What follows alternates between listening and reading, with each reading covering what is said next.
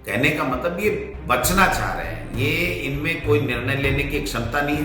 ये जो पर्ची से मुख्यमंत्री बनने का सबसे बड़ा नुकसान यही है कि उनका अपना विवेक नहीं है, अपना कोई निर्णय लेने की क्षमता नहीं है। वो ऊपर दिल्ली की तरफ देखते रहते हैं और दिल्ली से इनको जाकर के पूछने की भी इनकी हिम्मत नहीं है। तो जहां दिल्ली को क्या मतलब है किसी स्टेट में पंचायत चुनाव हो रहा है कि नहीं हो रहा है, उनको तो अपनी कामों से ही फुर्सत नहीं है। ट्रंप से निपटने में भी उनकी तो हालत पतली हो रखी है। गैस की जो कालाबाजारी हो रही है, गैस की सप्लाई कम हो रही है, पूरे देश में हाहाकार मचा हुआ है, उससे ही वो निपट नहीं रहे हैं। तत्कालीन राजस्थान की कांग्रेस सरकार ने जानबूझकर 2021 और 2022 में एक मध्य प्रदेश का, एक महाराष्ट्र का माननीय सर्वोच्च न्यायालय का निर्णय के आने के बावजूद भी ओबीसी कमीशन की नियुक्ति नहीं की। और मई 2025 में हमारी सरकार आने के बाद तुरंत ही ओबीसी कमीशन की नियुक्ति कर दी गई है। राजस्थान में निकाय चुनाव को लेकर सियासत गर्मा गई है। कांग्रेस और भाजपा आमने सामने हैं और आरोप प्रत्यारोप का दौर तेज हो गया है। कांग्रेस प्रदेशाध्यक्ष गोविंद सिंह डोटासरा ने भाजपा सरकार पर चुनाव से भागने का आरोप लगाया है।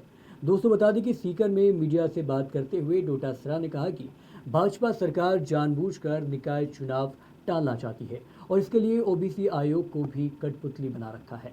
डोटासरा का कहना है कि सरकार ओबीसी आयोग को ज़रूरी डेटा और संसाधन समय पर उपलब्ध नहीं करा रही, जिसकी वजह से आयोग सर्वे करने में अपनी रिपोर्ट पेश नहीं कर पा रहा है। उन्होंने यूडीएच मंत्री झाबर सिंह खर्रा पर भी निशाना साधते हुए कहा कि वे बार बार अपने बयान बदल रहे हैं और सरकार चुनाव को लेकर गंभीर बिल्कुल नहीं है। कांग्रेस प्रदेशाध्यक्ष ने तंज कसते हुए कहा कि अब देखना यह है कि बकरे की मां कब तक खैर मनाएगी, आखिर भाजपा सरकार कब तक चुनाव से बचती रहेगी। डोटासरा यही नहीं रुके, उन्होंने मुख्यमंत्री भजनलाल शर्मा पर भी हमला बोलते हुए कहा कि पर्ची से मुख्यमंत्री बनने का नुकसान ये है कि फैसले लेने की स्वतंत्रता कमज़ोर हो जाती है। आपको बता दें कि उनका आरोप है कि राजस्थान सरकार हर बड़े फैसले के लिए दिल्ली की ओर देखती है और वहीं से निर्देशों का इंतजार करती रहती है। इसके अलावा डोटासरा ने शिक्षा मंत्री मदन दिलावर को भी निशाने पर लिया है। आपको बता दें दोस्तों यहाँ कि उन्होंने कहा कि मंत्री पदयात्राओं में व्यस्त हैं, जबकि शिक्षा व्यवस्था से जुड़े अहम मुद्दों पर ध्यान देने की ज़रूरत है। डोटासरा के मुताबिक प्रदेश के कई स्कूलों में समय पर किताबें नहीं पहुंच रही है, स्टाफ की भारी कमी है और शिक्षकों की भर्ती से जुड़े फैसले भी लंबित पड़े हैं। इन्हें कहा है कि चुनाव करानी चाहिए। अगर ये 15 अप्रैल तक चुनाव नहीं करा पा रहे हैं, जैसे पंचायत राज के भी इन्होंने अभी तक कोई आगे शेड्यूल नहीं बढ़ाया है नगर निकाय का, तो 22 अप्रैल तक जो वोटर लिस्ट आ रही है, तो इनको जाकर के हाईकोर्ट में कहना पड़ेगा। ये दूसरों को सलाह दे रहे हैं कि जाइए हाईकोर्ट जाइए। हाईकोर्ट हम तो चले गए, हमारे एमएलए सैम लोढ़ा तो कंटेम्प्ट का नोटिस दे दिया और जो ही 15 अप्रैल हो जाएगा, 16 अप्रैल को इनको कंटेम्प्ट का नोटिस जारी हो जाएगा। अभी इनको नोटिस दिया कि हम कंटेम्प्ट लगा रहे हैं। कहने का मतलब ये बचना चाह रहे हैं, ये इनमें कोई निर्णय लेने की क्षमता नहीं है। ये जो पर्ची से मुख्यमंत्री बनने का सबसे बड़ा नुकसान यही है कि उनका अपना विवेक नहीं है, अपना कोई निर्णय लेने की क्षमता नहीं है। वो ऊपर दिल्ली की तरफ देखते रहते हैं और दिल्ली से इनको जाकर के पूछने की भी इनकी हिम्मत नहीं है।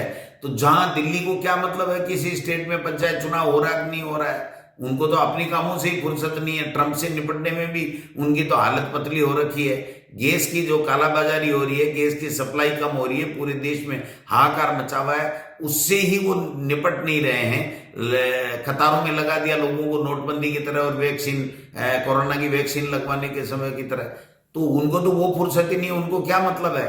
तो ये तो इस मुख्यमंत्री जी को निर्णय लेना है कि हमको ओबीसी आयोग को जो संसाधन, जो सरकारी डेटा उनको चाहिए वो तुरंत उपलब्ध कराएं और ओबीसी आयोग तुरंत इनको निर्णय जो अपनी रिपोर्ट प्रस्तुत करे और ये चुनाव आयोग को चुनाव कराने के लिए आगे से इंस्ट्रक्शन दे। क्योंकि राज्य निर्वाचन आयोग के कानून में ये साफ लिखा हुआ है कि राज्य सरकार की सलाह से काम करेगा। तो राज्य सरकार जब तक उनको एससी का आरक्षण नहीं देगी और ओबीसी के आरक्षण का जो सर्वे नहीं देगी, तब तक चुनाव राज्य निर्वाचन आयोग तो काम कर ही नहीं सकता, उसके तो हाथ बंधे हुए हैं। तो मैं समझता हूं कि ये जो बात है, ये कतई खर्रा साहब हो चाहे दूसरे कोई हो, ये गलत कह रहे हैं। इनसे निर्णय नहीं लिया जा रहा है। ये जानबूझ करके ओबीसी आयोग को इन्होंने कठपुतली बना रखा है, पंगु बना रखा है। उसको संसाधन डाटा सरकार की तरफ से देते नहीं है और रोजाना आए दिन अनर्गल बयानबाजी करके अपनी फजीयत करा रहे हैं। इनको अपनी फजीयत कराने से बचना चाहिए और पंचायत राज के चुनाव और नगर निकाय के चुनाव जो कॉन्स्टिट्यूशन में हमारे प्रावधान है, व्यवस्था है कि 5 साल में होने चाहिए, अब 1.5 साल ज्यादा हो गया, फिर भी इनको चुनाव तुरंत कराने चाहिए। वहीं दूसरी ओर राज्य सरकार ने कांग्रेस के आरोपों को पूरी तरह खारिज कर दिया है। जोधपुर के सर्किट हाउस में मीडिया से बातचीत करते हुए संसदीय कार्य और विधि मंत्री जोगाराम पटेल ने कहा कि सरकार चुनाव टाल नहीं रही है। उन्होंने बताया कि सुप्रीम कोर्ट के निर्देशों के अनुसार ओबीसी वर्ग को राजनीतिक आरक्षण के लिए त्रिस्तरीय जांच जरूरी है और इसी प्रक्रिया के तहत ओबीसी आयोग सर्वे फिलहाल कर रहा है। जोगाराम पटेल ने यह भी कहा कि पिछली कांग्रेस सरकार ने ओबीसी आयोग का गठन ही नहीं किया था, जबकि मौजूदा सरकार ने सत्ता में आते ही आयोग बना दिया। उन्होंने साफ कहा कि जैसे ही आयोग अपनी रिपोर्ट देगा, सरकार निकाय चुनाव कराने के लिए पूरी तरह तैयार है। मंत्री ने संकेत दिए हैं कि पंचायत चुनाव संभवतः 15 अप्रैल के आसपास कराए जा सकते हैं। माननीय सर्वोच्च न्यायालय ने ऐसा कुछ भी नहीं कहा है, लेकिन मैं आप सबके ज्ञान के लिए बता रहा हूँ। 2021 और 2022 में एक मध्य प्रदेश का केस था और एक महाराष्ट्र का केस था।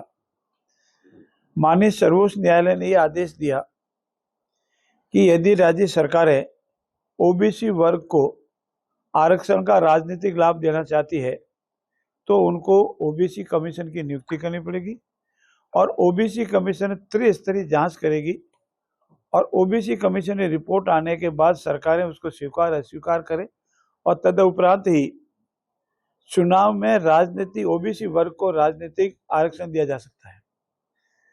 तत्कालीन राजस्थान की कांग्रेस सरकार ने जानबूझकर 2021 और 2022 में एक मध्य प्रदेश का एक महाराष्ट्र का माननीय सर्वोच्च न्यायालय का निर्णय के आने के बावजूद भी ओबीसी कमीशन की नियुक्ति नहीं की और मई 2025 में हमारी सरकार आने के बाद तुरंत ही ओबीसी कमीशन की नियुक्ति कर दी गई है।